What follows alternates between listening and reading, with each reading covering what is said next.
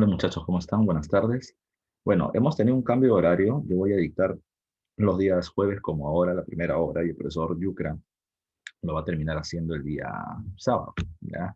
Así que vamos a empezar con el tema que nos corresponde de avance. Es un tema amplio y es un tema importante porque ha venido en preguntas de examen de admisión y es más, ha venido en las últimas preguntas de examen de admisión y hay que tener mucho cuidado. Recuerden ustedes que ya tras habernos logrado independizar de España y posteriormente tras haber nos separados de la Federación de los Andes que había sido establecida por parte de Simón Bolívar, se va a terminar dando vida a un periodo llamado con el nombre del primer militarismo. Y ese primer militarismo tenía dos etapas. La primera termina siendo, y lo hemos visto el día sábado, termina siendo el periodo del caudillismo militar caracterizado por dos cosas principalmente. En el ámbito económico, una fuerte debilidad, porque los ingresos del Estado peruano estaban supeditados a el cobro del tributo indígena y al cobro de los impuestos por aduanas o por el comercio internacional, que no eran los mayores durante ese periodo. Y en el tema político, una gran inestabilidad, porque los caudillos o jefes militares que habían logrado renombre producto de la lucha de independencia en la que habían terminado participando, venían teniendo sus propias tropas y las terminaban utilizando para intentar llegar al gobierno, generando permanentemente intentos de golpe de Estado. En algunos casos exitosos para ellos y en algunos casos frustrados. Pero eso terminaba generando una incertidumbre de hacia dónde se terminaba dirigiendo el país. Bueno, estos líderes o caudillos que van a terminar llegando al gobierno tenían dos posturas claramente definidas que no hemos trabajado la vez pasada. Uno de ellos eran los liberales, ¿ya? Quienes terminaban planteando desde el punto de vista económico el libre cambismo o el libre comercio, que se reflejaba en una reducción de los aranceles o los impuestos para poder atraer el comercio internacional, sobre todo con Inglaterra, que es la mayor potencia económica del mundo, y los conservadores que tenían un afán de carácter proteccionista. Y el proteccionismo estaba ligado a subir los aranceles para proteger la producción nacional. Desde el punto de vista político, los liberales terminaban planteando que el Congreso debe tener más poder que el presidente y que cada departamento debería tener cierta autonomía administrativa para cobrar sus impuestos y para terminar manejando su presupuesto. Muy diferente a lo que los conservadores planteaban, que establecían una república unitaria con un gobierno centralizado en la capital, ya, en donde los departamentos tengan que someterse precisamente a las decisiones del gobierno central encabezado por parte del presidente. Así se estaba dirigiendo la vía política en el país. Yo les decía de que el gobierno era un gobierno pendular, porque pasábamos de tendencias liberales a conservadoras y a liberales y a conservadoras, y al final uno deshacía lo que el otro lo terminaba construyendo. Y les decía muy claramente algo la vez pasada. No es porque alguno de estos grupos quiera destruir al país, sino que cada uno de ellos consideraba que su propuesta terminaba siendo la que mejor desarrollo podría terminar generando. Así que consideraban que lo hecho por el otro no era beneficioso para el país y para su grupo, y por lo tanto terminaban generando una serie de trabas. Destruían para construir y lo mismo terminaba haciendo el otro grupo. Y al final no podíamos avanzar, y ese terminaba siendo el inconveniente que se venía teniendo en la época. Ahora, recuerden que hay dos o tres momentos importantes durante este periodo. Uno termina siendo la figura de Agustín Gamarra, ya dos veces presidente de la República, promotor del golpe de Estado de Felipe Santiago Salaverry, promotor también del ataque chileno hacia la Confederación Peruano-Boliviana de tendencia liberal que se había establecido durante esa época y que finalmente es asesinado en Bolivia en su intento de restablecer la federación o la confederación que él tanto había atacado, no porque no le gustara la confederación, sino que lo que él quería era una confederación bajo el mando de Perú, bajo el liderazgo propio de Gamarra, y además de eso, bajo una tendencia conservadora. La Confederación Peruano-Boliviana es el segundo punto importante de este periodo. Recuerden que en la Confederación Perú y Bolivia unidos, ahora divididos en tres estados, estado norperuano, subperuano y Bolivia, van a experimentar un crecimiento comercial muy fuerte, sobre todo teniendo un comercio internacional importante con Estados Unidos, con Europa, con Inglaterra, a través de la política de los puertos libres o la eliminación de los aranceles para atraer el comercio internacional, lo cual benefició a nuestro comercio, pero perjudicó el comercio de argentinos y chilenos fundamentalmente, siendo estos, al verse perjudicados, los que van a promover el ataque hacia la Confederación. ¿Qué más a tomar en cuenta? El último punto importante para tomar en cuenta, para ligarlo al tema de la prosperidad falaz, es la época vital. A la muerte de Gamarra, tras su segundo gobierno, se va a producir el periodo de la anarquía. Y la anarquía, les decía la vez pasada, ante la muerte de Gamarra se genera un vacío en el poder. No hay alguien que esté asumiendo el control del gobierno. Y eso va a generar que varios caudillos nuevamente entren a la lucha por el control del Estado. 4 años, entre el año 1841 y 45, van a terminar teniendo 6 presidentes y 40 intentos de golpe de Estado. Un caos, ya un caos. Y este caos acaba cuando un militar, a través del golpe de Estado, toma el control del gobierno y ese militar termina siendo Ramón Castilla. En el año de 1844 él termina dando el golpe de Estado y en el 45 va a terminar siendo reconocido presidente de la República. Con Ramón Castilla en el gobierno se inicia otra etapa y esa otra etapa se le conoce con el nombre de la prosperidad falaz, ¿ya? Y es precisamente la que vamos a observar el día de hoy. ¿Qué es la prosperidad falaz? Acá se le está poniendo en el contexto. La prosperidad falaz termina siendo, primero, la segunda etapa del militarismo. La primera es el caudillismo militar del 27 al 45, y la prosperidad falaz va de 1845 a 1872.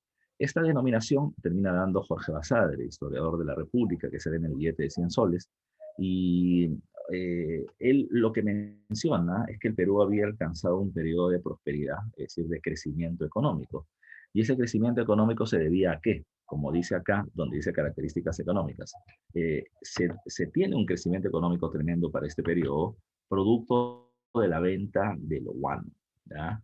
Producto de la venta del guano. ¿Qué cosa es el guano?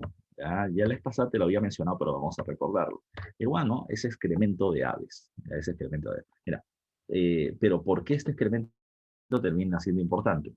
Todo excremento, ya todo excremento, y te lo dije la vez pasada, hasta el tuyo y el mío, terminan sirviendo como abono fertilizante porque contienen materia orgánica.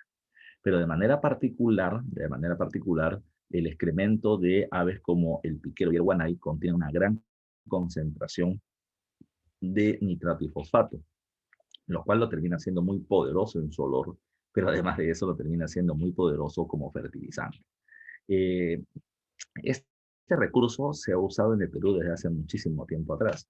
Hay huacos de los mochica donde se observa precisamente que utilizan guano para la agricultura. Pero el guano se hace importante, ya se hace importante desde las primeras décadas del siglo XIX por Inglaterra. En Inglaterra, no se olviden ustedes, se viene desarrollando la primera revolución industrial, ¿ya? Y la revolución industrial inglesa es una revolución de carácter textil. Ahora, ¿qué tiene que ver la textilería con el guano? Lo que pasa es que la materia prima para la industria textil termina siendo el algodón, que Inglaterra obtiene principalmente de India y de otros territorios más como Estados Unidos e incluso el Perú. Pero también se obtiene la materia prima de la lana de la oveja y la cabra. Para poder criar una mayor cantidad de ovejas y cabras, ya se necesita una mayor cantidad de espacio para el ganado y una reducción de territorios agrícolas. Pero esos territorios agrícolas tenían que ser altamente productivos para no dejar sin alimentos a la población. Por eso es que Inglaterra encontró el guano de Madagascar. El guano de la isla africana de Madagascar era guano de murciélago, de excremento de murciélago. Les terminó siendo muy útil, pero el guano de Madagascar se acabó. Ya literalmente se acabó. Lo terminaron de explotar. Así que Inglaterra está buscando, ¿ya?, dónde podría haber guano para poder ser explotable o utilizable para ellos. Y guano en realidad había en muchas partes del mundo y en muchas partes del territorio americano, sobre todo por su litoral en el Océano Pacífico. Pero ningún país venía teniendo las reservas de guano que venía teniendo el Perú. El Perú tenía grandes concentraciones de guano en su costa, ¿ya?, gracias al clima seco que veníamos teniendo. La costa no llueve mucho. Al no haber tanta lluvia, no se termina, digamos así, deshaciendo este excremento que se ha hecho sólido, ¿ya?, para terminar yéndose al mar. No solamente en la costa, sobre todo en las islas, en la isla de los Lobos en la costa norte, o sobre todo, y más importante, sobre todo, en las islas Chincha, en la zona de Ica. tenemos una gran cantidad de guano exportable, ¿ya? Lo cual terminaba dándole un buen precio precisamente para el mercado internacional, y esto ¿ya? Nos terminó permitiendo terminar vendiendo ese recurso. Recuerden que no se vende a partir de la prosperidad falaz en 1845. Como ya les dije la vez pasada, vino una pregunta de examen de admisión. En el segundo gobierno de Agustín Gamarra, Francisco Quirós firma un contrato con el Estado para alquilar las islas de Chincha. Mediante el sistema de arrendamiento, Francisco Quirós va a terminar alquilando las islas y vendiendo el guano que en su interior se encontraba, teniendo muchas ganancias. Pero ¿por qué se habla de prosperidad o gran crecimiento económico recién a partir de esta época? Es porque Ramón Castilla va a terminar firmando un contrato muy ventajoso, ¿ya? Que es el llamado contrato Gibbs. Y es a partir del contrato Gibbs de 1849 en que el Perú va a comenzar a tener un crecimiento económico tremendo, ¿ya? Tremendo. De ahí el nombre de prosperidad. Pregunta de examen de admisión. ¿Ya? La pregunta de examen de admisión nos dice cuál es la principal fuente de ingresos económicos, evidentemente, para el Perú en la segunda mitad del siglo XIX, y la respuesta es la venta del guano. ¿Ya? Es nuestra principal fuente de ingresos sin duda alguna, ¿ya? Sin duda alguna. El mayor comprador de este producto termina siendo Inglaterra.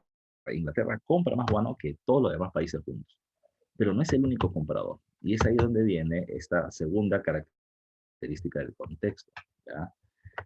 En el Perú el contexto es esta segunda etapa del militarismo, pero a nivel internacional se viene viviendo la segunda etapa de la revolución industrial. ¿Cuál es la característica de la segunda etapa de la revolución industrial? Son dos. La primera característica es que la revolución industrial ahora es un proceso descentralizado. Y en castellano, ¿qué significa, profe?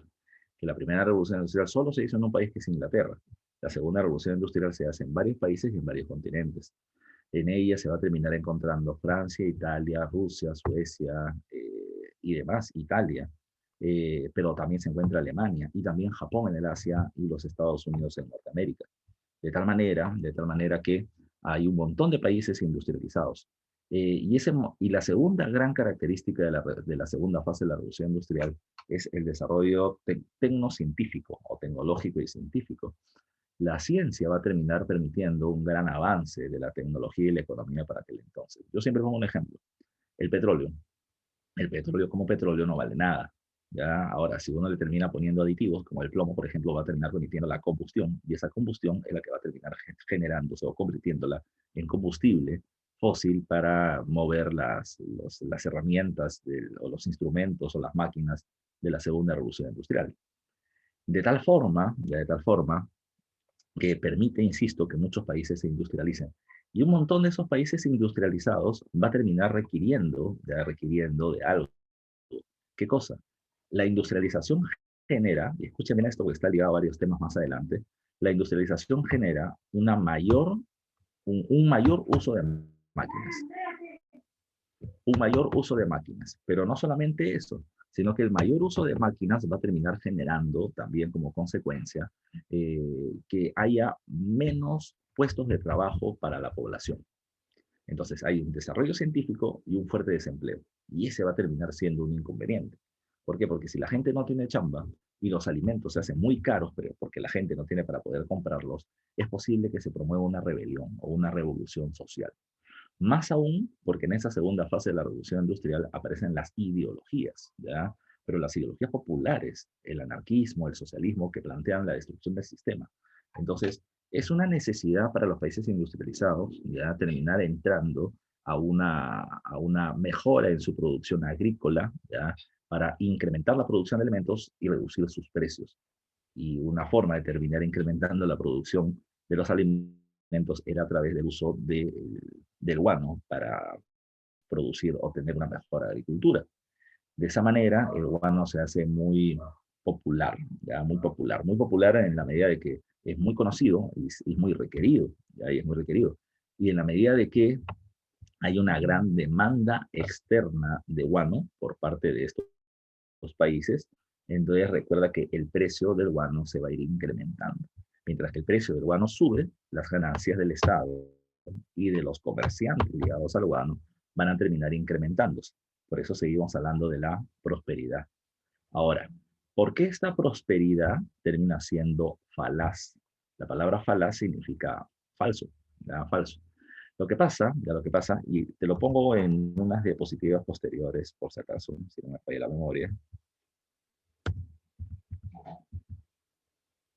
Uy, creo que me comí una diapositiva, te la explico acá, ¿ya?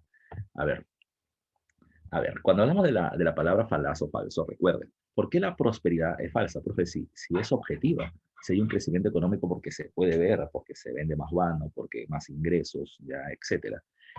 Lo que pasa es que la prosperidad no termina siendo tan real, ya no termina siendo tan real en la medida que, número uno, eh, los, la cantidad de dinero que venía teniendo el Estado peruano fue alta, mientras que el precio del guano fue elevado. Cuando el precio del guano cayó, nuestra economía también va a terminar desmoronándose y ese va a terminar siendo un problema. Nuestra prosperidad estaba ligado única y exclusivamente a la cantidad ya de guano vendido y la cantidad de precio que este venía teniendo. Entonces, nuestra economía terminaba siendo solamente ligada a la venta de materias primas. Pero, número dos, no terminamos generando un desarrollo económico sostenible. ¿A qué me refiero? Se habla de economía sostenible cuando en el paso del tiempo se podrá seguir teniendo un mismo crecimiento económico. Y esto se pudo haber hecho si es que el Perú hubiese entrado al proceso de la industrialización. Si el Perú se hubiese industrializado como lo hizo Rusia, como lo hizo Italia, como lo hizo Japón, pues nuestro crecimiento económico todavía seguiría teniendo ecos hasta la actualidad. Pero ¿por qué no lo hicimos? ¿Ya? Porque nos dicen, profe, porque seguramente la plata del guano no era tanta como uno piensa. No, no, sí era bastante. Es más, éramos más ricos que varios de estos países que se van a industrializar. Pero la cuestión está en que no veníamos teniendo una clase burguesa empresarial, arriesgada, ya que termine tomando el control del gobierno, ya, y termine estableciendo leyes y medidas que terminen favoreciendo el desarrollo industrial. Tenemos un grupo empresarial que se hizo rico, sin duda alguna, se habla de la plutocracia peruana del guano, pero lo que no se va a terminar teniendo es un grupo dirigencial que permita el crecimiento económico sostenible o la industrialización del país. Fue una oportunidad perdida, como termina diciendo Jorge Basadre. El Perú pasa de mendigo a millonario. Se encontró una gran fortuna por la venta del guano, pero seguíamos teniendo la mentalidad de mendigo. Ese termina siendo el problema. Seguíamos teniendo la mentalidad de mendigo. Cuando tuvimos plata, gastamos, ya gastamos y gastamos y gastamos. Gastamos en los lujos que terminábamos viendo que otros países ricos venían teniendo. Pero lo que no terminamos haciendo fue terminar buscando el desarrollo real del Perú a largo tiempo. Cuando se acabó el precio del guano, se acabó también nuestra época de riqueza. Lo tercero, por el cual la prosperidad termina siendo falsa, es que las brechas socioeconómicas se van a terminar haciendo muy agudas. Pero en castellano, ¿qué significa eso? Que durante la prosperidad falaz los ricos se hicieron groseramente ricos y los pobres se hicieron excesivamente pobres. Profesor, ¿pero por qué? Si hay mucha plata, ¿por qué el pobre se va a hacer más pobre? Lo que pasa es que no terminó cambiando la condición salarial del trabajador. Vamos a poner así. Recuerden que como el Perú va a terminar vendiendo mucho guano y lo va a vender Inglaterra nos paga con libras. Si lo vendemos a Estados Unidos nos va a pagar con dólares y así con varios otros países más. A mayor ingreso de divisa extranjera, la moneda nacional se devalúa. Pero el trabajador peruano terminaba, vamos a poner así, ganando 1.000 soles de salario y durante la prosperidad falaz siguió ganando 1.000 soles de salario. Pero como la moneda se devalúa, entonces recuerden que cada vez podía comprar menos cosas. Así que el pobre se hacía más pobre.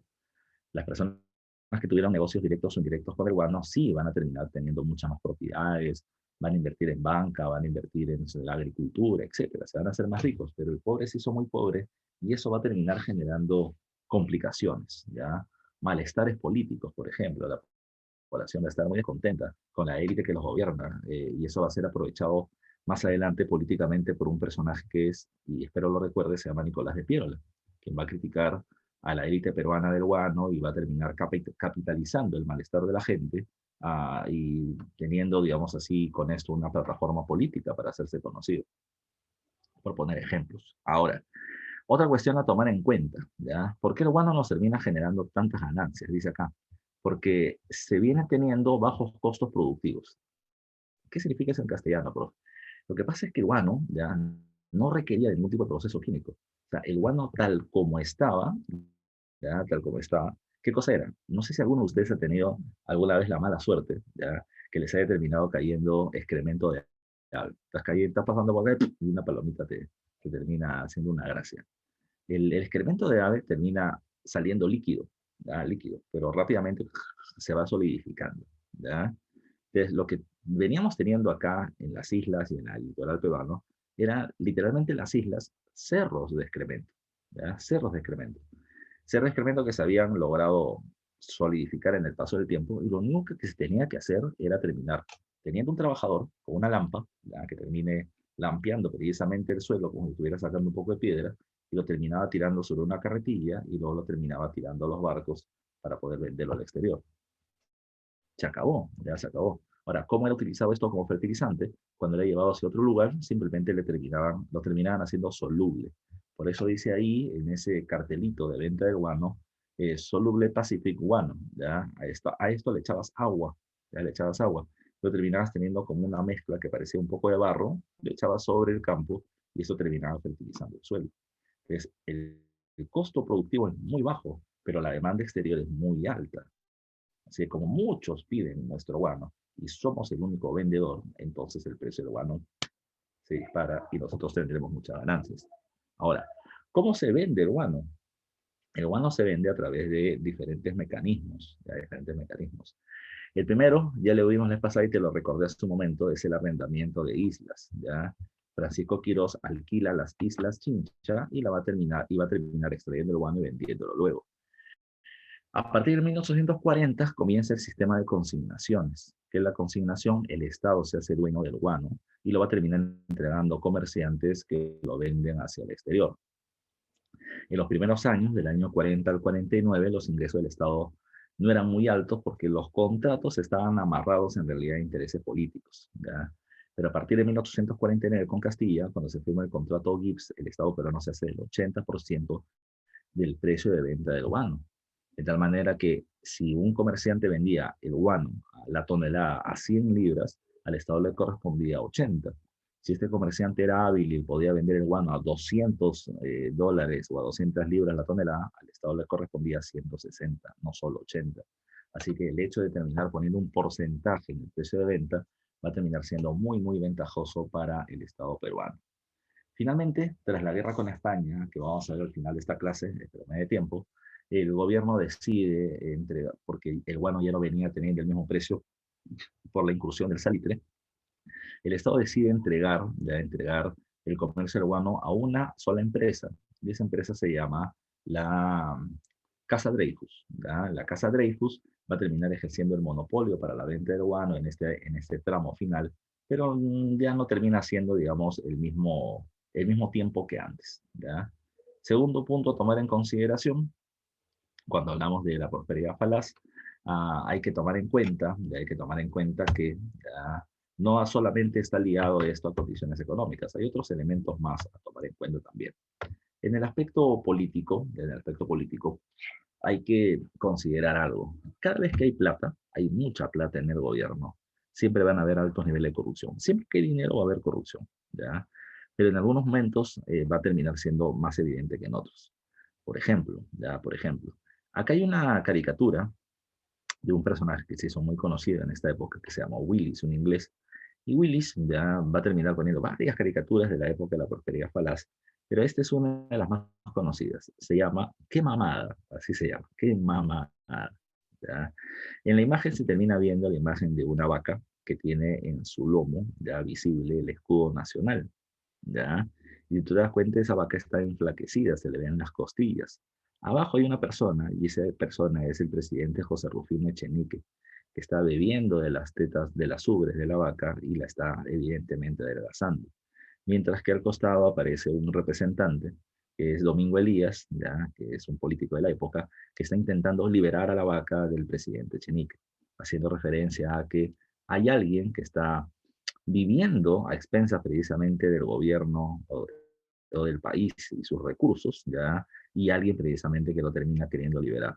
Eso está ligado a el escándalo de la corrupción, de la consolidación de la deuda interna, que ya lo vamos a ver en un momento, y que varios de ustedes seguramente conocen y vamos a recordar. Pero los niveles de corrupción no solamente están ligados a los presidentes, sino también a muchos funcionarios que van a estar alrededor y que se benefician mucho de la venta urbano, que ya veremos poco a poco también. Otra cuestión que es importante recordar es esto. Eh, y como les dije al principio, ¿no? Desde que se establece la República, el Perú dependía mucho del tributo indígena, ¿ya? Y al depender mucho del tributo indígena, recuerden que quienes cobraban el tributo en realidad terminaban siendo los caciques. El cacique como tal, ya, como tal legalmente ya no existía, el título de cacique ya se había acabado, pero en la práctica seguían siendo los que dirigían a la población indígena y tenían mucha influencia sobre ellos. Así que para los gobiernos, tener contactos con los caciques, con los caudillos, con los gamonales o dueños de tierras, con los bandoleros, era necesario para poder ya cobrar el tributo indígena y que el Estado tenga recursos. Pero el Estado o el gobierno débil lo que también tenía que hacer era reconocer el poder del cacique, reconocer el poder del dueño de la tierra de una provincia, como una forma de, digamos así, compartir el poder ya que el gobierno venía teniendo muy disminuido. Ahora, gracias a que el Estado va a tener muchísima plata por la venta del guano, entonces, ¿qué va a pasar? El Estado va a terminar eliminando el cobro tributo indígena como lo hace Ramón Castillo. De tal manera que el cacique ya no es importante, porque antes tú eras importante porque cobrabas el tributo. Ahora ya no, ya ahora yo lo hago, Estado. Antes con ese dinero yo podía tener militares por ejemplo, los caudillos tenían sus propias tropas. Ahora el Estado tiene un montón de plata para poder pagar un montón de militares. De la manera que con eso el poder del gobierno central o del Estado se va a fortalecer en comparación a los poderes locales. El caudillo militar, el cacique o el bandolero armado ya van a terminar ahora poniéndose bajo el mando de un Estado cada vez más fuerte. Por otro lado, en la social hay dos puntos. Uno, ya te lo mencioné hace un rato, las profundas brechas sociales. El rico se hace más rico y el pobre se hace más pobre. Pero por otro lado está el tema de la inmigración. Durante este periodo va a haber una fuerte inmigración extranjera. La inmigración extranjera va a tener una división muy clara. Por un lado, terminamos teniendo a la mano de obra muy barata. Y esa mano de obra muy barata van a terminar siendo los culíes,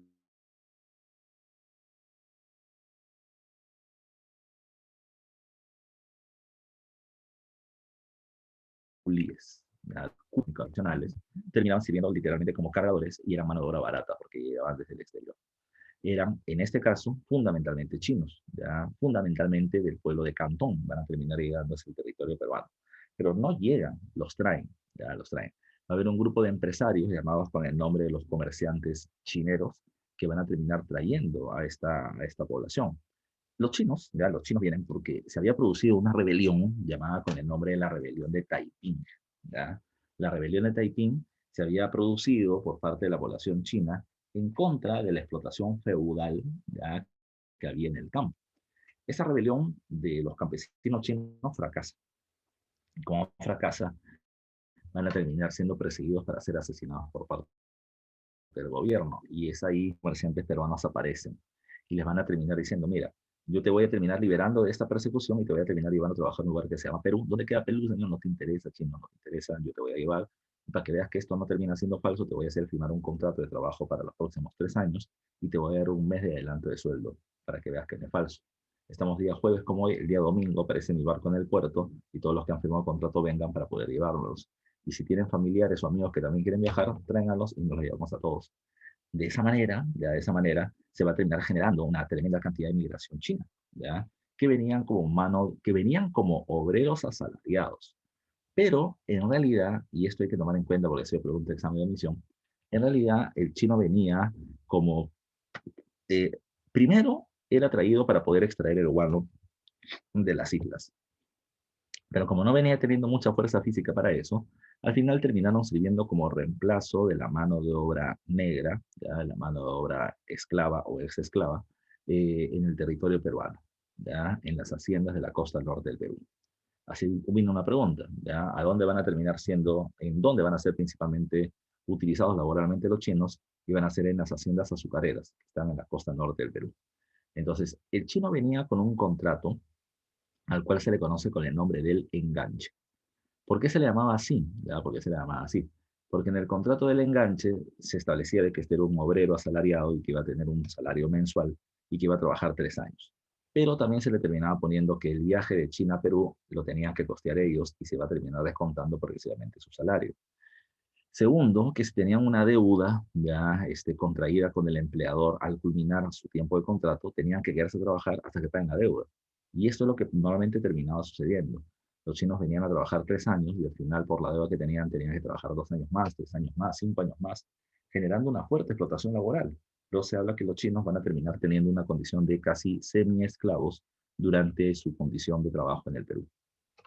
Muy explotados, no se olviden de ese caso. Muy diferente, y eso vino hace 2 exámenes atrás, muy diferente es el caso del europeo. Durante ese periodo también va a terminar llegando población europea, pero no va a tener el mismo trato ni la misma condición. Para comenzar, los europeos, insisto, no llegaban porque querían.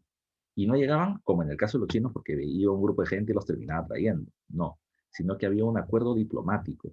El gobierno peruano le pedía a los países europeos ya de que por favor nos envíen gente y establecíamos acuerdos de cómo los íbamos a terminar tratando, qué beneficios les íbamos a dar.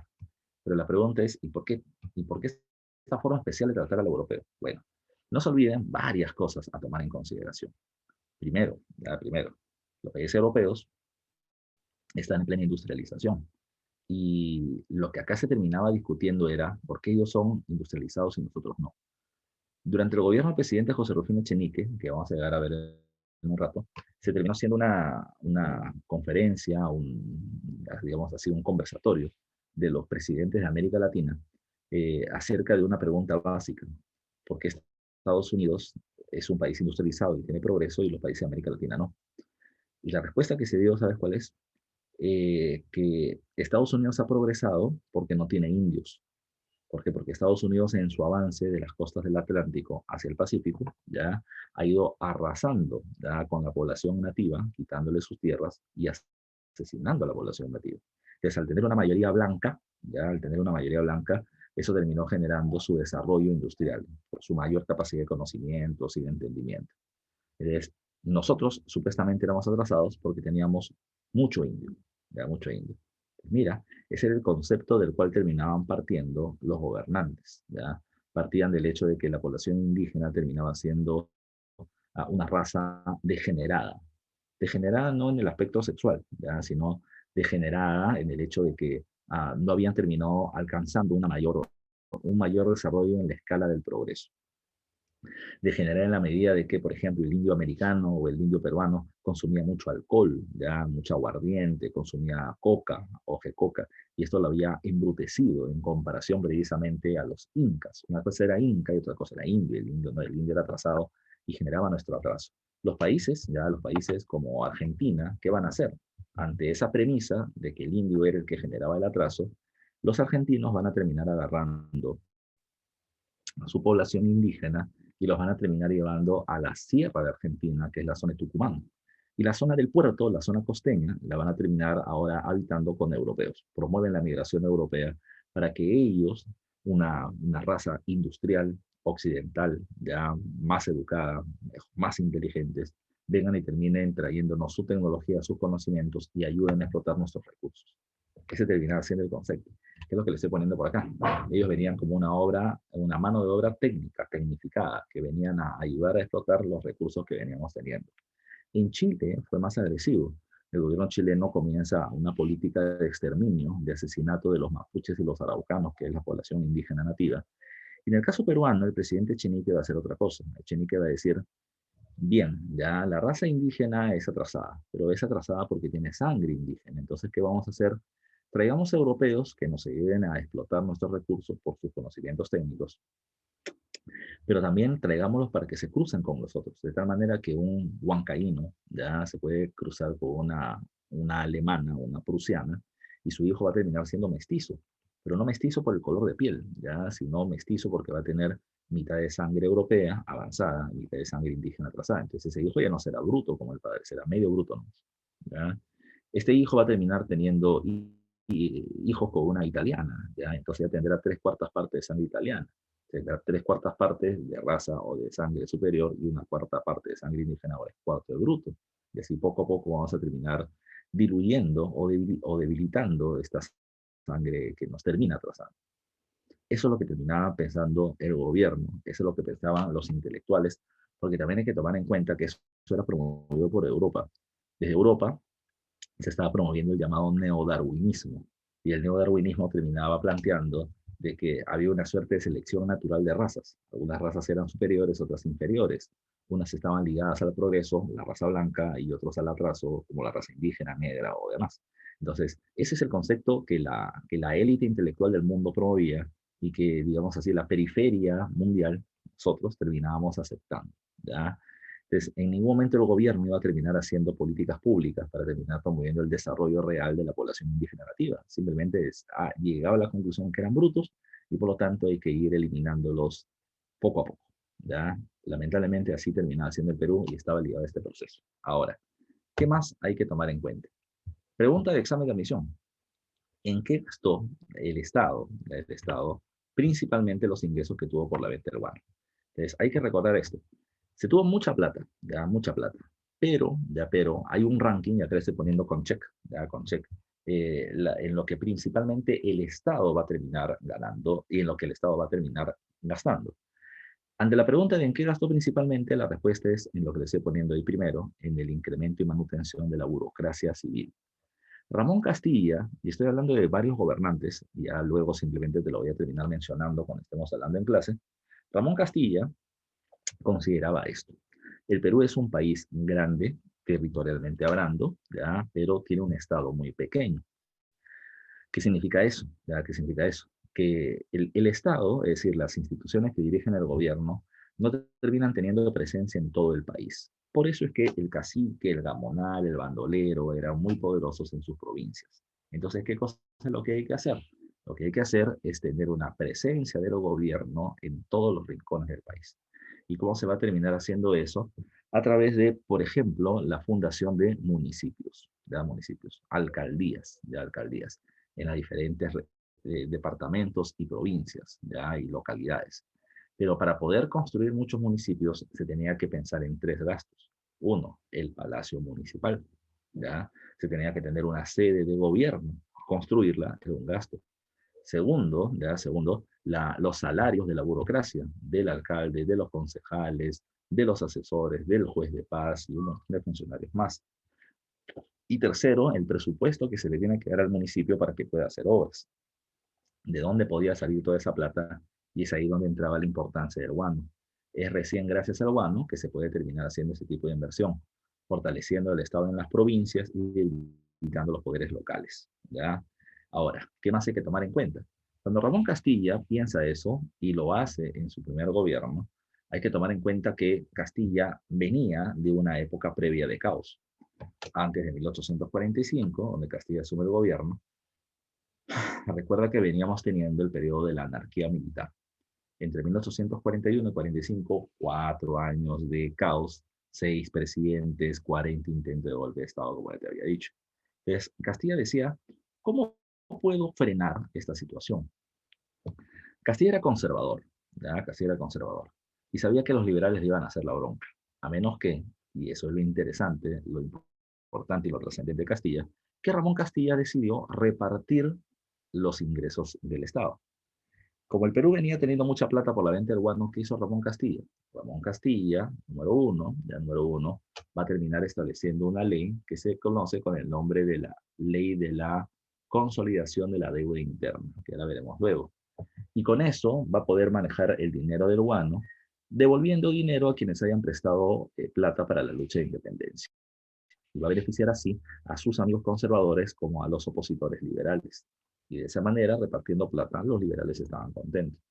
Pero como ahora hay un montón de municipios o de alcaldías, Ramón Castilla elige a dedo quiénes van a ser los alcaldes y termina nombrando alcaldes conservadores como liberales. Así que los liberales dijeron, ¿para qué no vamos a pelear con Ramón Castilla? Si Ramón Castilla está descentralizando los recursos. De esa manera se logra por parte de Castilla la llamada Pax Andina o Pax Castillista. Logra precisamente que haya una época de calma en base al reparto de los recursos que provenían del guano. No se olviden de eso, que es un tema importante. ¿Qué más? Si bien eso es en lo que más se gasta, no es en lo único que se gasta. ¿Ya? Durante su gobierno, el segundo mayor gasto va a terminar siendo los gastos militares.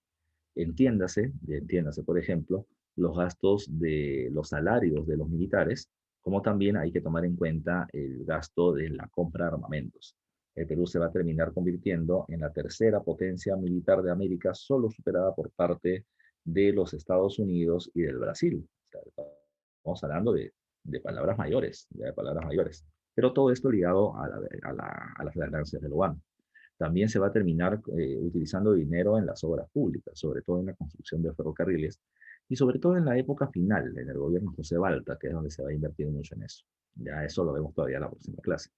También está el pago de la deuda interna y el pago de la deuda externa, interna por la consolidación de la deuda interna de la independencia, y en otros gastos sociales como el pago por la liberación de esclavos y la compensación ya por la eliminación del tributo indígena. Todo esto es parte de los gastos que se van a hacer. Pero no te olvides, pregunta diciendo, ponga usted en orden en qué se gastó más el dinero urbano. No, eso que la pregunta fue muy directa y es en qué se gastó más y la respuesta es en el aumento y manutención de la burocracia civil o en el aumento de la presencia del Estado en las provincias. ¿Ok? A ver. ¿Qué más? Esto, y esa es la diapositiva que me he comido, no sé por qué no la puse, se me pasó. Raro porque yo la vi ayer, pero bueno. Esto es lo que gasta el Estado, pero tomen en cuenta otra cosa más. No solo el Estado gana plata, el Estado gana plata porque es el dueño del guano, ¿ya? Pero hay comerciantes que se van a terminar haciendo muy ricos gracias a la venta del guano. La pregunta hace un rato que les venía diciendo era, ¿por qué no tuvimos un crecimiento sostenible en el tiempo porque no nos industrializamos? Pero este grupo empresarial que terminó ganando plata, ¿en qué invirtió su dinero? Pregunta el examen de admisión. Y la respuesta es que van a terminar invirtiendo su dinero en, número uno, tecnificar sus haciendas, lo que implicó traer maquinarias, por ejemplo, o conocimientos modernos para que sus haciendas agrícolas terminen siendo más productivas. Y lo otro es que van a terminar fundando bancos, ¿ya? Ambos negocios poco riesgosos, altamente rentables. Era mucho más rentable hacer industria. Yo puedo invertir 100 y ganar 1.000.000. En el caso de la hacienda, yo invierto 100 y gano 500. Es un buen margen de ganancia. El único problema es que en el sistema industrial tú podías invertir 100 y ganar 1.000.000, pero también podías perderlo todo. Era un poco más riesgoso, pero no tuvimos, como le dije al principio, una clase social emprendedora, arriesgada precisamente para terminar estableciendo ese tipo de cambio, lamentablemente. A ver, ¿qué más hay que tomar en cuenta? Ahora tenemos que ir a los gobiernos. Y el primer gobierno que tenemos que ver es el primer gobierno de Ramón Castilla. Yo siempre menciono esto, Ramón Castilla es el político más importante y poderoso de la época de la prosperidad falaz, sin duda. Fue 2 veces presidente de la República, primero entre 1845 y 51, luego en el 51, como no se puede reelegir de manera inmediata, propone como candidato y respalda la candidatura de José Rufino Echenique, que va a gobernar entre el 51 y el 54. El gobierno de Echenique va a tener graves problemas de corrupción y el propio Castilla lo vota en una guerra civil, que es la Revolución Liberal, pasando a gobernar por segunda vez del 54 al 62, y posteriormente a eso, Castilla se va a convertir en presidente del Congreso. Así que fue el hombre políticamente más poderoso del país, sin duda alguna. ¿Es un buen presidente? Yo creo que no, ¿ya? Pero sí es un personaje, ya es un personaje sin duda notable para este periodo. Eh, ¿Por qué digo que no? Porque Castilla hace muchas bombas de tiempo. O sea, termina dando soluciones momentáneas a problemas que estaban frente a él, pero no termina solucionando los problemas del país, o sea, sino que solamente parcha temas y que luego van a terminar explotando en épocas posteriores. Ya lo vamos a ir viendo poco a poco. En su primer gobierno, ¿qué cosa podemos destacar? Por ejemplo, podemos destacar esto que está acá, el desarrollo ya, del primer presupuesto nacional de la República. Profesor, ¿qué es un presupuesto? ¿Ya? Bueno, un presupuesto, y tú sabes que es un presupuesto porque alguna vez lo has hecho. ¿Ya?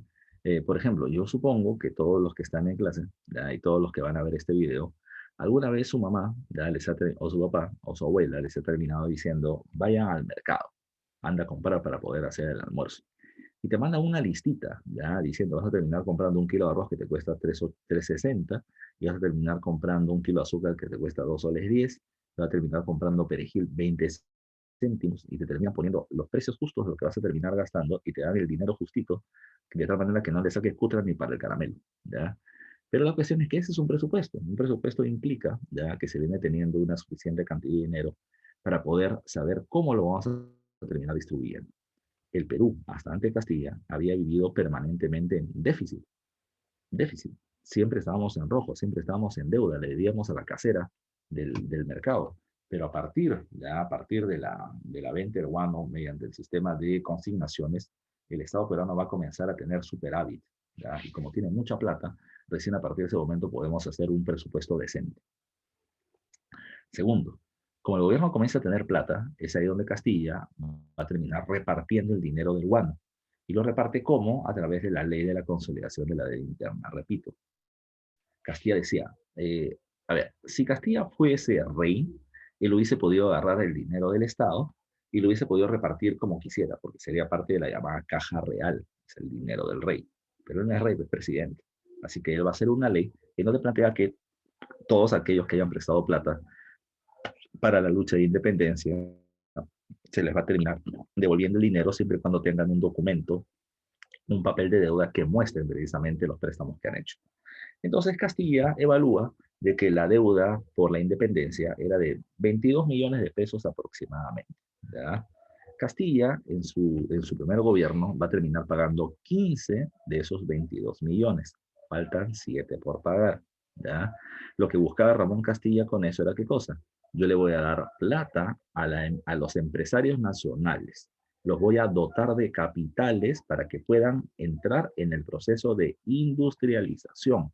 Ese era el plan, no era dar dinero por dar dinero, era dar dinero para que se industrialicen. Sí, a los conservadores y a los liberales para calmar a ambos grupos y evitar las guerras civiles y mantener su gobierno intacto, pero la idea era capitalizarlos e industrializarse. Como ya te dije, no tuvieron las ganas, ni las fuerzas, ni los pantalones para hacerlo y al final terminaron invirtiendo en la tecnificación de sus haciendas y en los bancos. Otra cuestión a tomar en cuenta, otra cuestión a tomar en cuenta.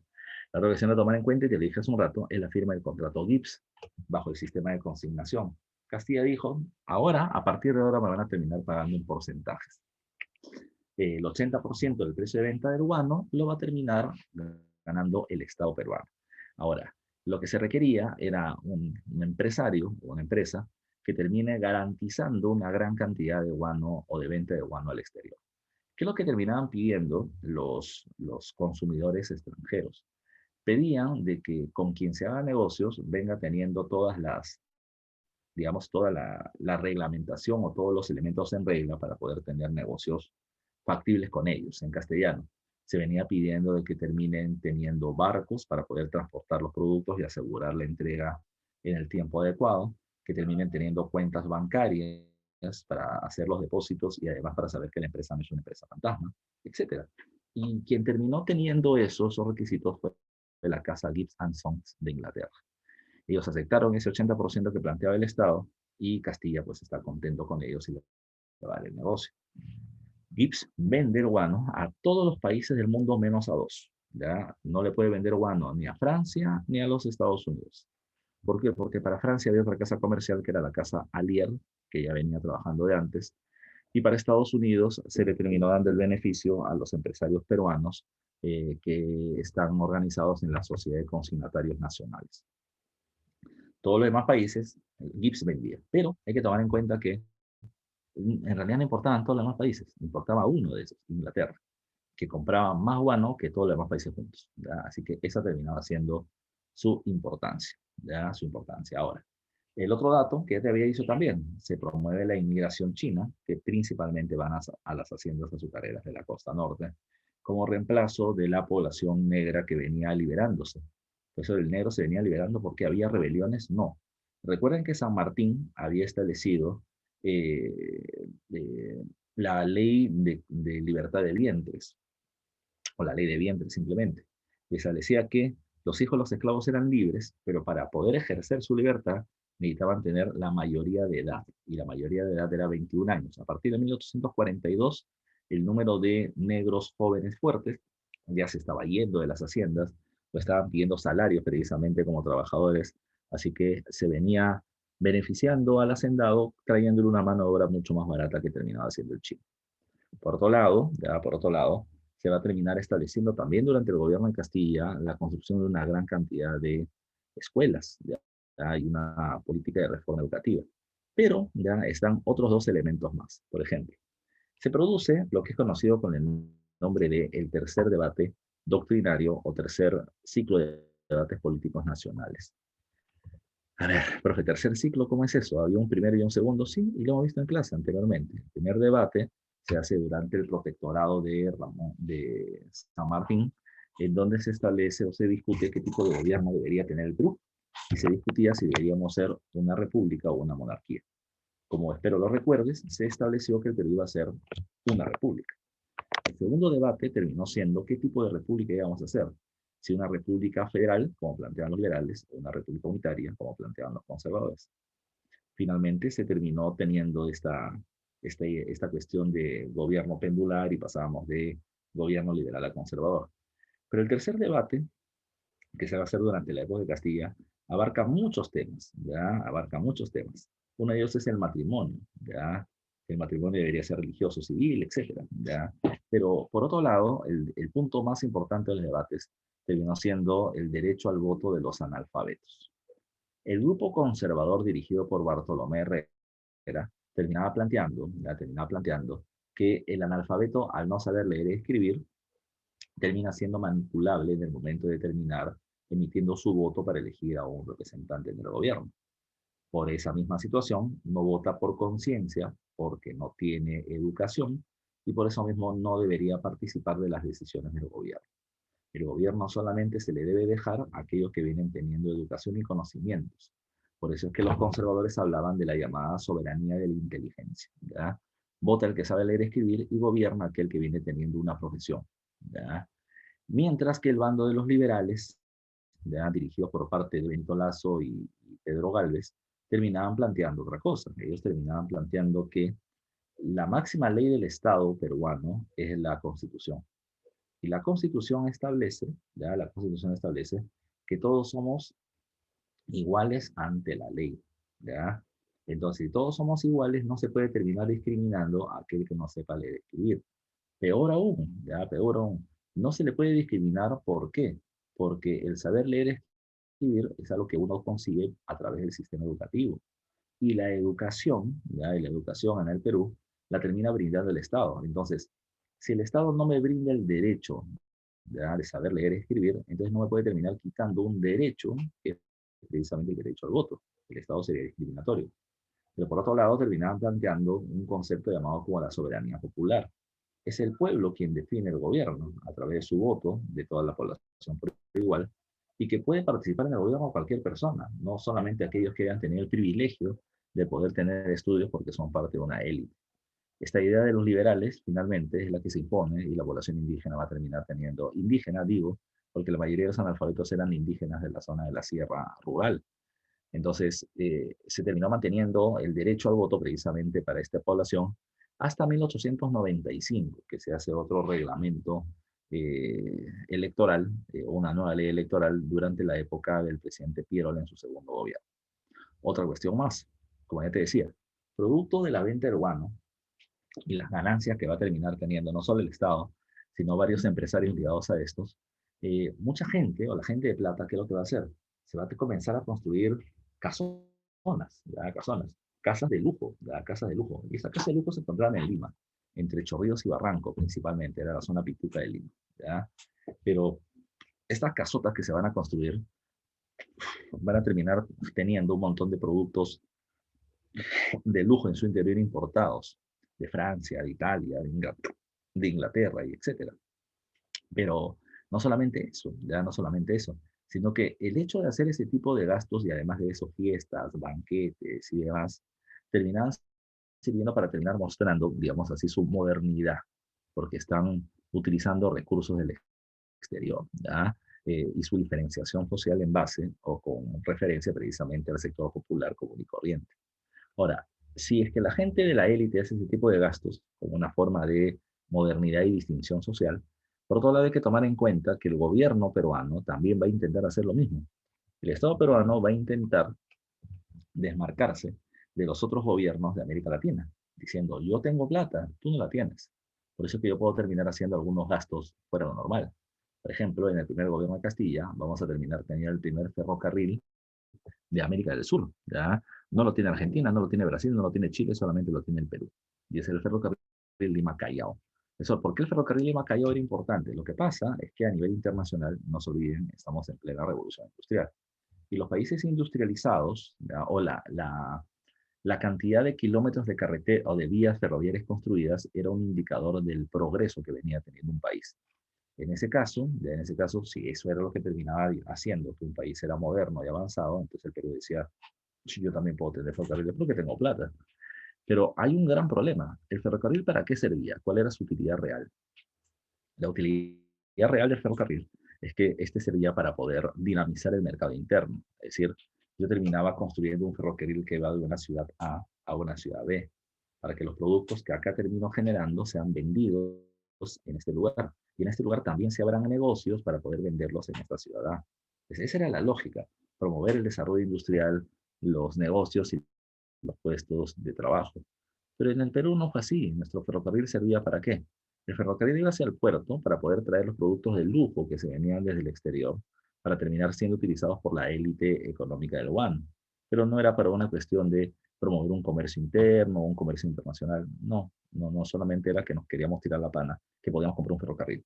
¿Ya? Es como que, no sé, el amigo rico del barrio, ya su papá le puede comprar un PlayStation 5, ¿ya? No tiene para comprarse el juego, pero tiene para decir, yo tengo PlayStation, pero tú no tienes, ¿ya? Por otro lado está el barco a vapor de guerra. Vamos a tener el primer barco a vapor de guerra que se lo bautiza con el nombre del Rima. Eso, ¿le hicimos guerra? No le hicimos guerra a nadie, ¿ya? Pero teníamos, pues, ¿ya? Y podíamos tirarnos la pana que veníamos teniendo. Ese es el Perú. Cuando acaba el gobierno de Ramón Castilla, la gente lo quiere mucho. Y la gente lo quiere mucho porque hay que tomar también en cuenta las cosas. Le decía, antes de Castilla, inestabilidad, anarquía, golpe de Estado, etc. Con Castilla, ya no hay intento de golpe de Estado, Castilla repartió el dinero, los liberales están contentos, ya hay obras públicas, entonces Castilla había, digamos, a ojos de la población, había sido un buen presidente. La gente le decía a Castilla, quédate, Castilla decía, no puedo porque la Constitución no me lo permite. ¿Ya? Pero voy a terminar planteando de que alguien que podría gobernar bien es José Rufino Echenique, su ministro, ¿ya? Su ministro de gobierno. Con el respaldo de Castilla, Echenique es electo presidente. Durante su gobierno se va a firmar el Tratado de Herrera da Ponte Ribeiro en el año 51, que tradicionalmente se cree ya que es por el hecho por el cual se termina teniendo acceso a la zona brasileña del río Amazonas, ¿ya? Pero no es así. Con ese tratado simplemente se le cedieron territorios amazónicos a Brasil, un regalo de territorios. ¿Por qué? No es por loco también, hay que tomar en cuenta otra cosa. Simón Bolívar hace tiempo atrás había terminado planteando que Brasil era un país de temer. Era un país de temer, ¿por qué? Porque Brasil se está expandiendo a través de colonizadores en toda la selva amazónica, amenazando a Venezuela, Colombia, Perú, a todos, a Bolivia, a todos. Entonces, ¿qué cosa es lo que planteó Echenique? Se dio cuenta que la expansión brasileña había sido muy fuerte, así que por lo tanto decidió hacer algo, ¿no? Decirle ya, hasta acá son los territorios que tienes, compadre, no te voy a dar más, ¿ya? Pero no te voy a reclamar lo que ya tienes. De esa manera se terminó cerrando fronteras con el Brasil ahí, que luego va a haber otro acuerdo más adelante, pero era para también frenar la expansión de los colonizadores brasileños. Por otro lado, se promueve la inmigración europea. Van a venir prusianos, ya, prusianos. No existía Alemania, ya, pero Prusia es parte de lo que es Alemania, por eso se le pone así. Vienen prusianos, vienen austriacos, ya a la zona de la selva peruana, bajo el argumento de que la selva se encontraba deshabitada. Se le pone así, ya, entre comillas, deshabitada, porque deshabitado tiene dos acepciones, que no tiene gente o que tiene escasa cantidad de población. Precisamente la selva terminaba teniendo eso. La selva era la parte verde del mapa, y me gusta llamarlo así, pero venía teniendo un montón de tribus seminómadas dispersas. Entonces, lo que va a terminar sucediendo ya, es que se planteaba de que ante la poca cantidad de gente que había, se podría tener ya una mayor explotación de los recursos con más gente y más si es que venían de Europa, pues con sus conocimientos técnicos y su raza superior, nos iban a ayudar a progresar. ¿Ya? Esa terminaba siendo la idea. Se hace un acuerdo con el gobierno prusiano, se les lleva a la zona de la selva central, Chachapoya, San Ramón, Oxapampa, pero se les termina dando terrenos y no se les iba a cobrar tributos durante algún tiempo. El problema es que no venían teniendo acceso a agua potable y muchos de ellos van a terminar cayendo enfermos y hasta muriendo por problemas gastrointestinales.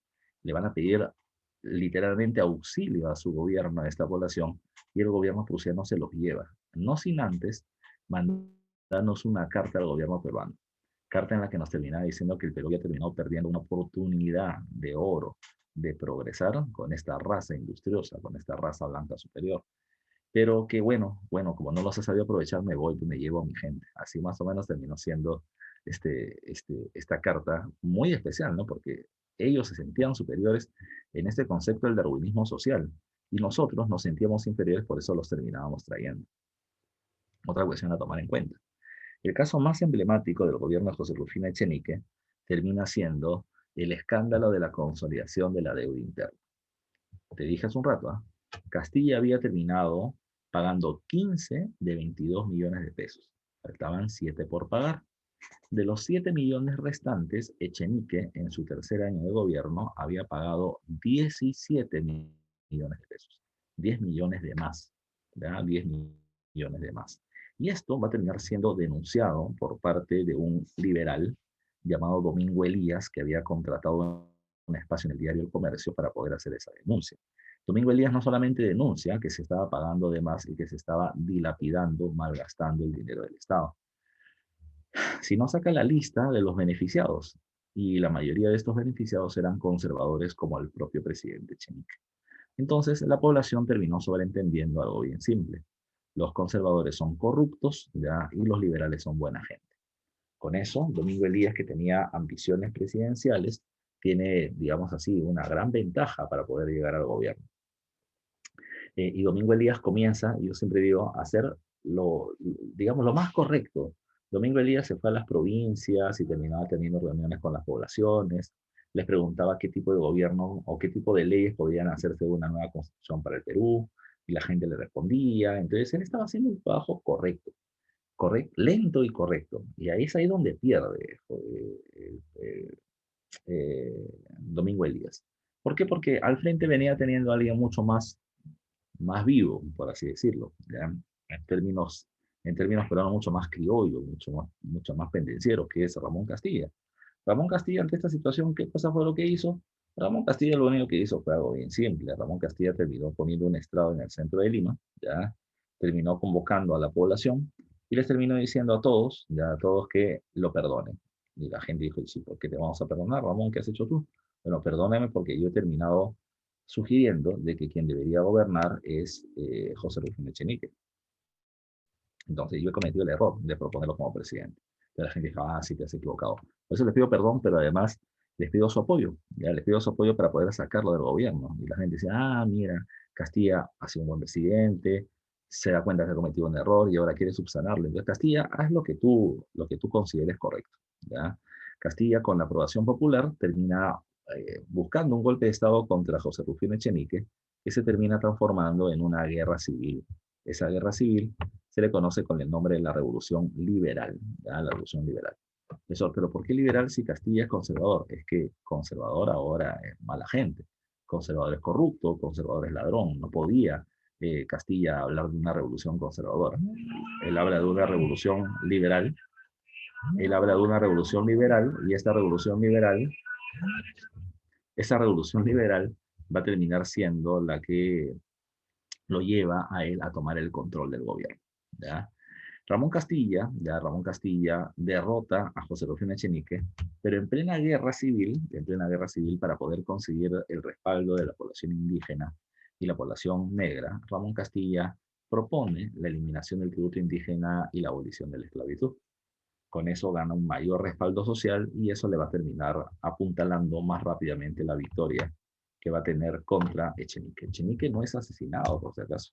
Echenique va a terminar siendo derrotado en la batalla de La Palma y posteriormente va a terminar siendo expulsado del país. Castilla le sugiere que se vaya, ¿ya? Porque estamos en el Perú, ¿ya? Entonces, ¿cómo es eso? Lo que pasa es que en el Perú la gente se olvida rápidamente. Echenique va a volver varios años después y luego va a ser hasta ministro de gobierno, ¿ya? Estamos en el Perú y la gente se olvida. Pero Castilla, después del golpe de Estado, le termina entregando el poder al Congreso, ¿ya? Castilla tiene el cargo de presidente de una junta de gobierno. En la práctica es el presidente, pero no tiene el nombre de presidente de la República todavía.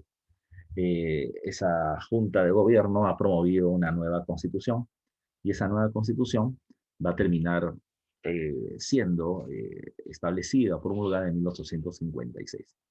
Esa constitución era la de 1856 y era de tendencia liberal. Claro que tenía que ser liberal, ¿ya? Los conservadores son malos, entre comillas. Castilla ha hecho la revolución liberal, así que tiene que haber una constitución liberal. Constitución que legalizaba la eliminación del tributo indígena y la eliminación de la esclavitud. Pero hay que tomar en cuenta algunos datos con respecto a eso. Cuando Ramón Castilla abole o elimina la esclavitud, lo que él hace es pagarle a cada hacendado o a cada amo dueño de esclavos 500 pesos por cada esclavo liberado.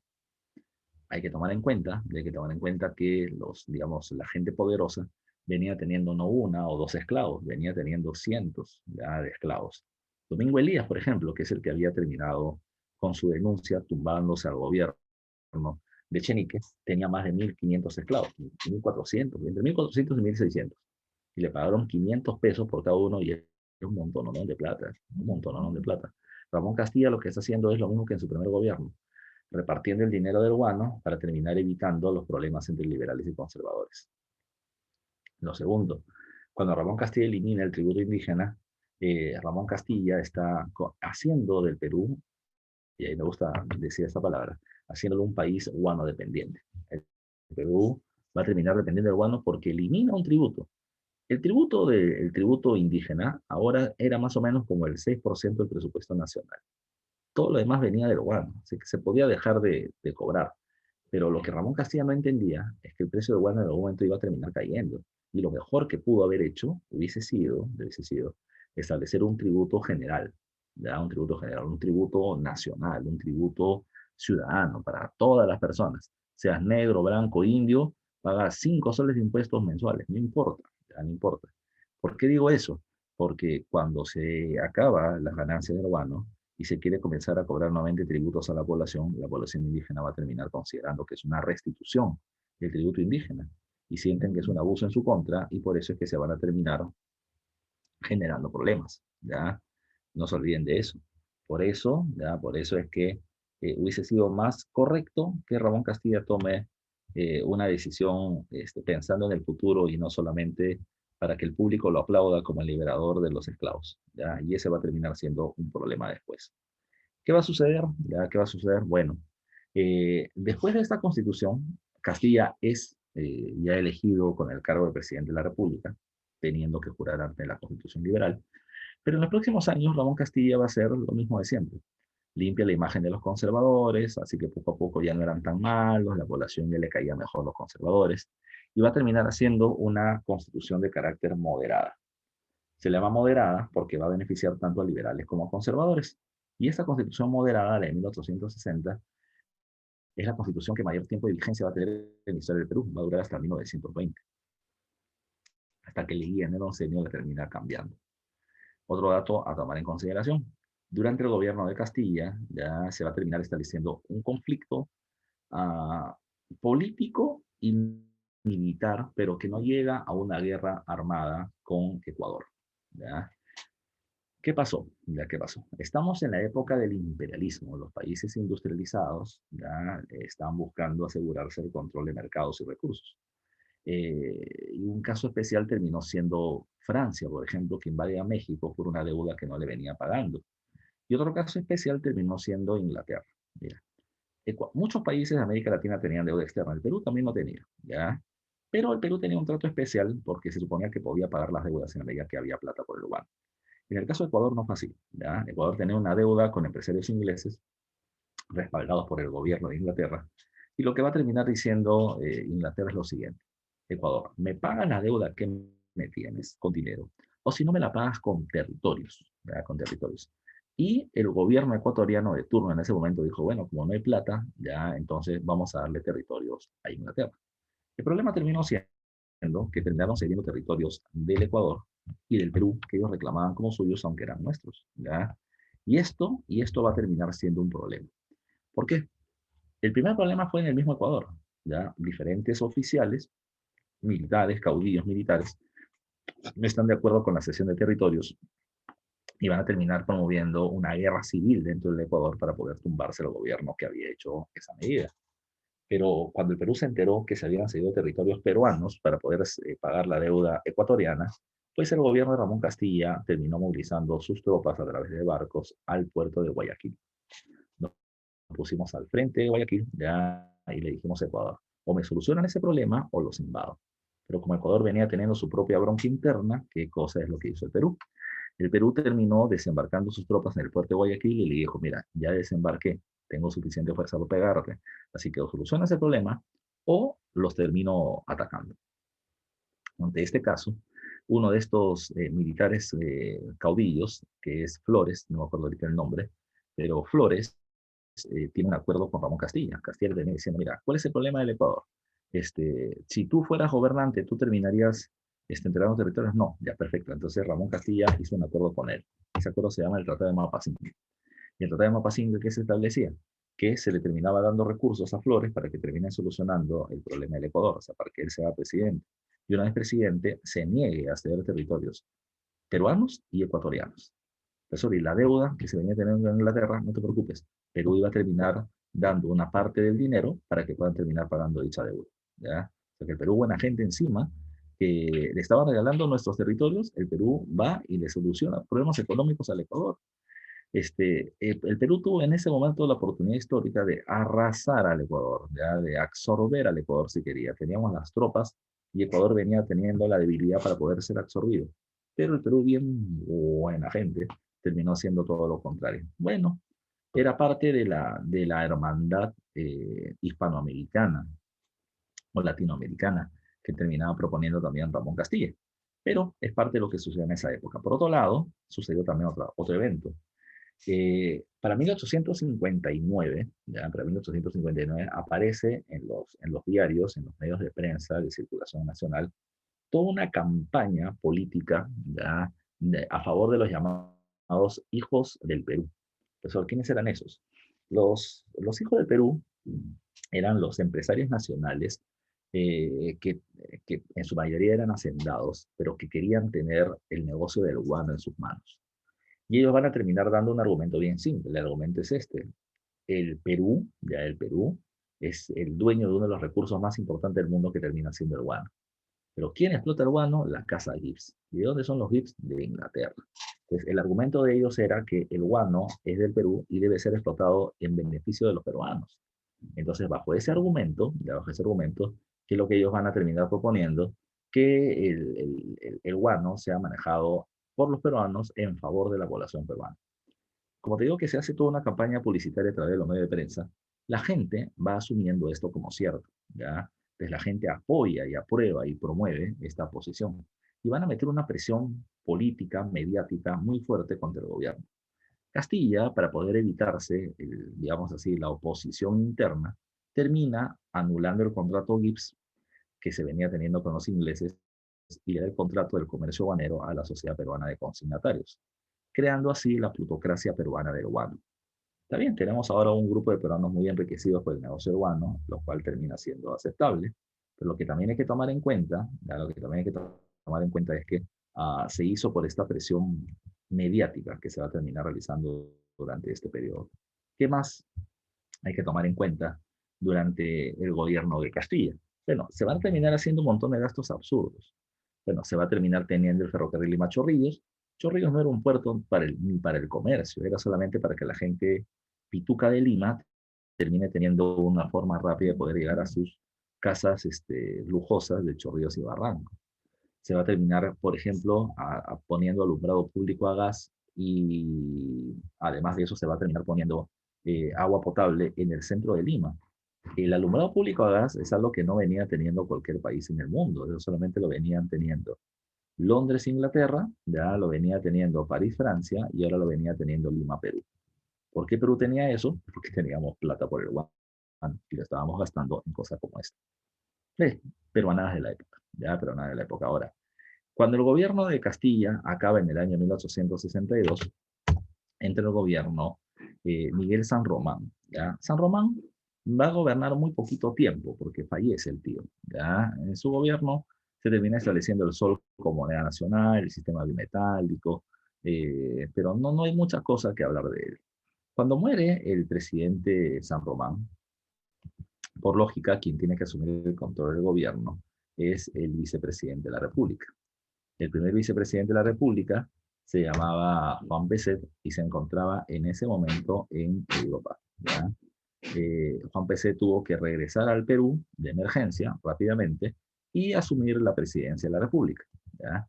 Cuando él toma el control del gobierno, cuando Peset toma el control del gobierno, digamos, no había nada que termine haciendo pensar que su gobierno iba a ser complicado, pero le cayeron pues, las 7 plagas del apocalipsis al pobre Peset.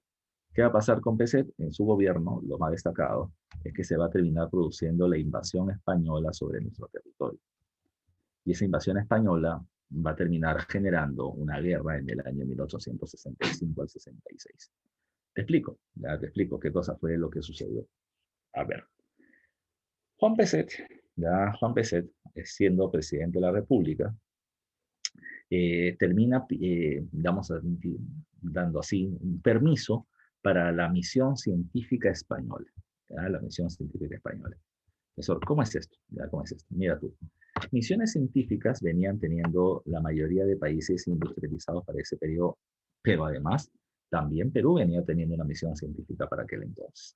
Cuando hablamos de una misión científica, estamos hablando literalmente de un grupo de científicos en embarcaciones que terminaban viajando a diferentes partes del mundo para terminar viendo la geografía, ¿qué más? El movimiento marítimo, los productos que venían teniendo en el litoral los diferentes países. Es decir, era una misión de investigación, ¿ya? De investigación. Y como el Perú venía teniendo una misión científica a través del barco llamado Amazonas, España nos termina pidiendo permiso para poder ingresar a nuestro territorio y terminar observando los recursos que veníamos teniendo con este afán científico. PSET no desconfía y no había por qué hacerlo tampoco, ¿ya? Así que les termina dando permiso para ingresar al territorio peruano, pero cuando ellos entran, ¿ya? Cuando ellos entran, ¿qué van a hacer?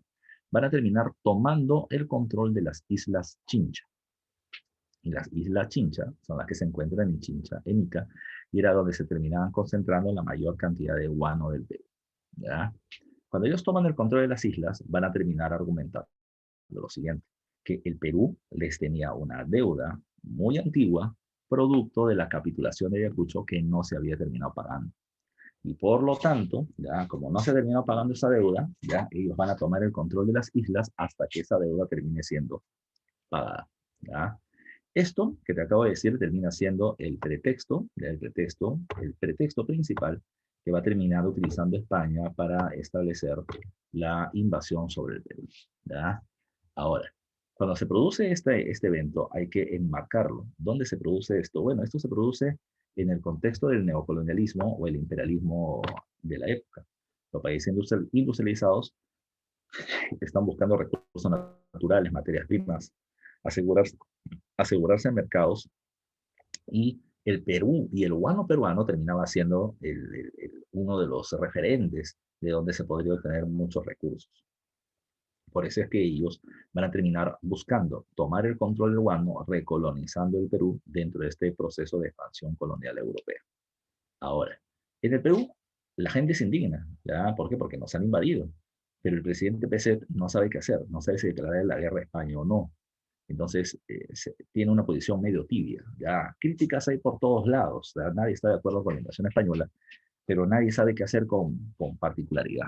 Después de varios años en que esto se produce, el presidente Peset va a terminar firmando con los españoles un tratado, llamado con el nombre del Tratado Vivanco Pareja, también llamado con el apelativo del Tratado de la Vergüenza.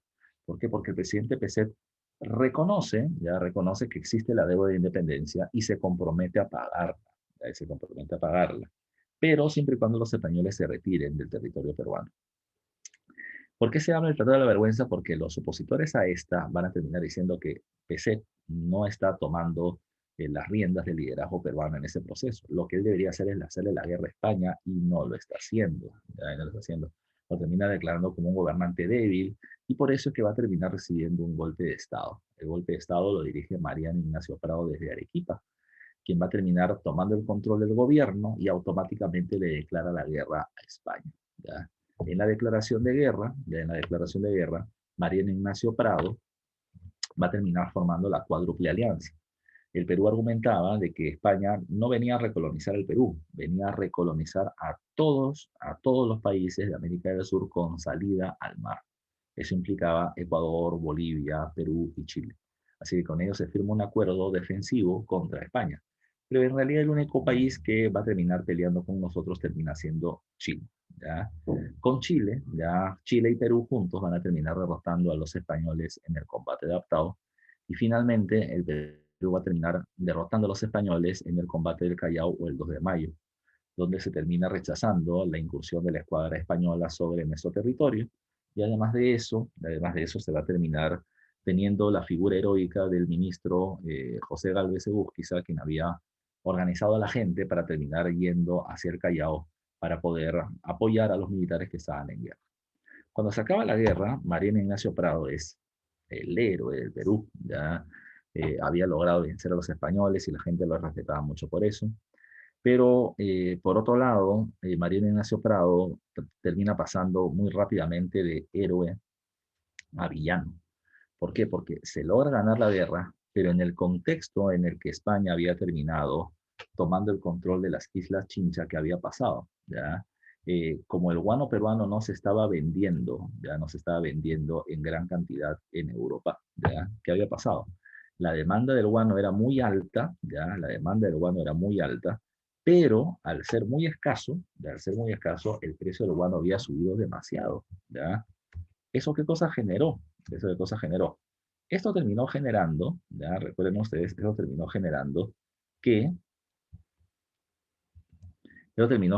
que, al ser demasiado caro el precio del guano, pues los empresarios europeos terminen diciendo, no, o sea, que el guano ya es demasiado caro. Es bueno como fertilizante, pero no podemos pagar tanto por este recurso. Es así que buscando otro recurso que pueda suplir al guano, termina apareciendo ¿cuál? Termina apareciendo el salitre. Y con la presencia del salitre, ¿qué cosa o qué problema nos va a terminar generando a nosotros? Con la presencia del salitre, el precio del guano, ¿ya? O la cantidad de guano que el Perú va a terminar vendiendo es cada vez menor, pero además de eso termina siendo menos caro que antes, no va a tener el mismo precio de antaño. Y la pregunta es ¿por qué? Ya la pregunta es ¿por qué? Porque antes el precio del guano era muy alto porque éramos el único productor de guano existente. Pero ahora, al haber otro recurso con semejantes características, al haber una competencia para el guano, pues el precio del guano terminó disminuyendo. ¿Ya? ¿Esto qué pasó? ¿O esto qué generó? De que como el Perú terminaba siendo, no te olvides tú, un país guano dependiente, pues cuando el precio del guano cayó, nuestra economía también se terminó desplomando. El presidente Prado, en su desesperación, va a terminar estableciendo nuevos impuestos, ¿ya? Como el impuesto de la contribución personal, que la población indígena lo consideró como una restitución del tributo indígena y eso a su vez terminó siendo considerado como un problema, ¿ya? Porque aparecieron sublevaciones, como por ejemplo la sublevación de Juan Bustamante o el autoproclamado Tupac Amaru III. De esta manera, la situación se puso muy, muy, muy, muy, muy complicada para el Perú, ¿ya? ¿Qué pasó? ¿Ya? ¿Qué pasó? Bueno, la situación se puso hipercompleja, ¿ya? Y esta situación hipercompleja terminó llevando a que el presidente Prado diga, bueno, para que tengamos más comercio internacional, deberíamos terminar reduciendo los aranceles. Entonces se terminan planteando medidas económicas liberales. Eso a los conservadores no les gustó. Es más, el presidente Prado estableció una nueva constitución de carácter liberal con ese fin, ¿ya? Pero fue acusado por parte de los opositores como un tirano, como alguien que así como llegó por la fuerza en el gobierno, quiere cambiar por la fuerza las reglas de juego en el Perú, y esto va a terminar disminuyendo tremendamente su imagen. Finalmente, Mariano Ignacio Prado pasó de héroe por defendernos de España a villano por que en su gobierno se establece esta crisis económica tan dura. Al final se debilita su imagen y se va a terminar produciendo un golpe de Estado en su contra, ¿ya? Dirigido por José Balta, se le pone fin al gobierno de Mariano Ignacio Prado en el año 1868. Balta sigue siendo parte del periodo de la prosperidad falaz, pero lo estoy dejando para la próxima clase, porque sabía que me iba a faltar tiempo. Pero además porque las medidas de Balta son las que van a dar pie al nacimiento del Partido Civil, que es lo que tenemos que ver la siguiente semana, el primer civilismo y su consecuencia que termina siendo la guerra contra Chile. ¿Ok, muchachos? Esa es la clase que teníamos que ver el día de hoy. Así que para poder terminar, un ratito, permítame algo.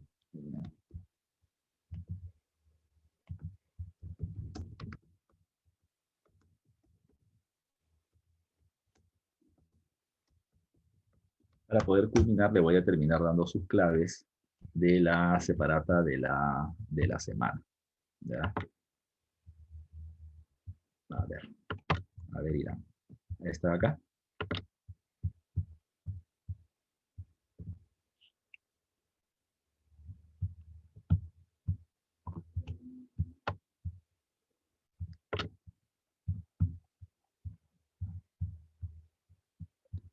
A ver, vamos a dar las claves de la separata. ¿Dónde está?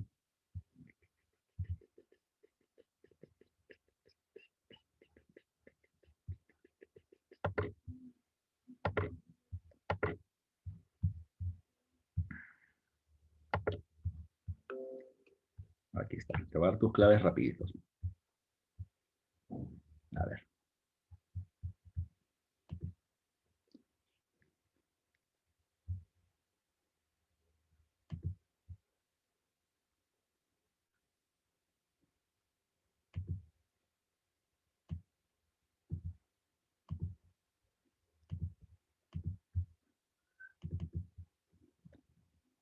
A ver, dice, el precio del guano variaba de manera positiva para el Perú debido a, bueno, en esta primera pregunta la clave es la clave B, ser el país con mayores cantidades del guano para la venta o comercialización de este recurso. En la pregunta número 2 dice, una característica de la prosperidad falaz fue ya, y la respuesta termina siendo, a ver,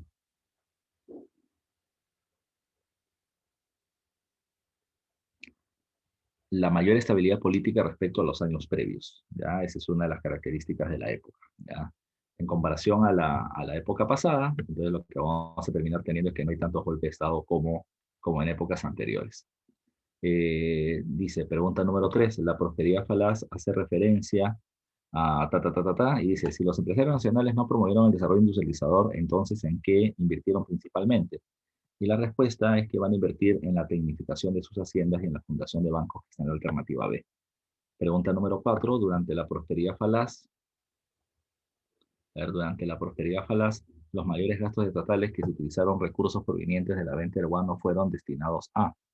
Y la respuesta termina siendo ¿cuál? Termina siendo eh, la burocracia civil, la manutención de la burocracia civil, que está en la alternativa C. Pregunta 5. En el Perú, a partir de la década de 1840, se empezó a abandonar la política proteccionista que predominaba desde la independencia y se reemplazó por una política más abierta y liberal. Una medida de ese tipo fue, y la respuesta termina siendo, la manumisión de esclavos.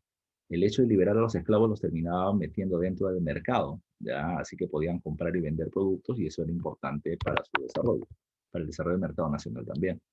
El proyecto económico de Ramón Castilla, ya con la ley de la consolidación interna, buscaba primordialmente transferir fondos al sector privado para que iniciasen inversiones y negocios que el Estado no estaba llamado a efectuar. En ese sentido, el proyecto buscaba. ¿Qué buscaba? Bueno, dotar de capitales a la burguesía nacional para que puedan tener dinero, ¿ya? Y puedan invertir en el país. 7. A inicio de la República, la política peruana se caracterizó por los constantes conflictos entre los caudillos, la recesión económica y la debilidad de Estado. Ahora, cuando llega Ramón Castilla, esta situación cambia. Dice, se estabiliza el Estado peruano con los ingresos a la venta peruana y para ello utilizó la estrategia D. Y la respuesta va a ser repartir recursos entre liberales y conservadores y cargos de gobierno también. Y la mejor, dice acá, es implementar una red de funcionarios públicos en todo el territorio, que estén supeditados al gobierno central porque se le está pagando un salario. Pregunta número 8. Durante el siglo XIX, la mayor parte de la población nacional seguía siendo campesino indígena. Los trabajadores de la minería eran operarios que vivían en centros mineros y en la costa había una escasez de mano de obra, dice, y la población serrana no tenía a prestar sus servicios laborales en esta parte del país. ¿La solución cuál era? Como faltó gente, vamos a traer chinos. Así que la inmigración de los chinos coolies es la clave, la B de beso. En la 9, la clave dice la persona, ¿qué persona tiene derecho a gobernar? Al final está la pregunta, dice, esta es la verdadera importante cuestión. No pueden ser todos los que tienen derecho a gobernar, porque si todos mandan, ya no hay quien obedezca. Entonces se hablaba de que solamente un sector de la población tenía el derecho a gobernar y otros no. Entonces esa diferenciación social la planteaba Bartolomé Herrera, que era el líder de los conservadores y que defendía la propuesta de la soberanía de la inteligencia. ¿Ya? Está en la alternativa A. Y por último dice, durante el periodo de la prosperidad falaz se observa un fuerte proceso inmigratorio de chinos europeos. Dice, de chinos europeos que llegan a nuestro territorio en gran cantidad. Establezca la relación correcta con la migración europea. La migración europea va a ser tratada de una manera especial, porque ellos supuestamente eran una raza industriosa, que iban a mejorar nuestros recursos. Desde esas cuatro alternativas, las que son correctas terminan siendo la uno y la 2. ¿Ya? La uno y la 2. El Estado considera como una raza industriosa a los europeos, y por otro es que esta migración no es un caso aislado, es Europa la que está promoviendo la inmigración de su gente para poder evitar una gran concentración de población sin trabajo que pueda generar rebeliones. Así que eso es una cuestión importante. Muchachos, estos materiales que están acá, los voy a terminar colgando en el intranet, así que luego los vas a poder descargar. ¿Y por qué han puesto así 15? Ah, ya, son 15, ¿verdad? Así que estos últimas 5 preguntas te las dejo a ti para que las termines revisando, para que tengas unos minutos de receso antes de tu próxima clase. Así que nos vemos el día jueves, muchachos, por favor, a las 3:30 en puntito para poder trabajar. Ya, puedo repetir las 7, me está diciendo. A ver, ¿cuál es la 7? Dice, el Estado peruano con los ingresos de la venta del guano, para ello utiliza la estrategia D, ¿ya? Y es la D, ya es la D, no te olvides. Como se va a terminar incrementando la presencia del Estado en las provincias, entonces al tener mayor cantidad de alcaldes y funcionarios del gobierno, el gobierno central tiene más presencia sobre las provincias y debilita los poderes locales como el del caudillo o el del cacique u otros personajes más. ¿Ok? Nos vemos la siguiente semana, muchachos. Por favor, entren temprano para poder empezar temprano y terminar a la hora. Un gran abrazo para todos. Cuídense mucho. Chao, Kevin. Un saludo para todos.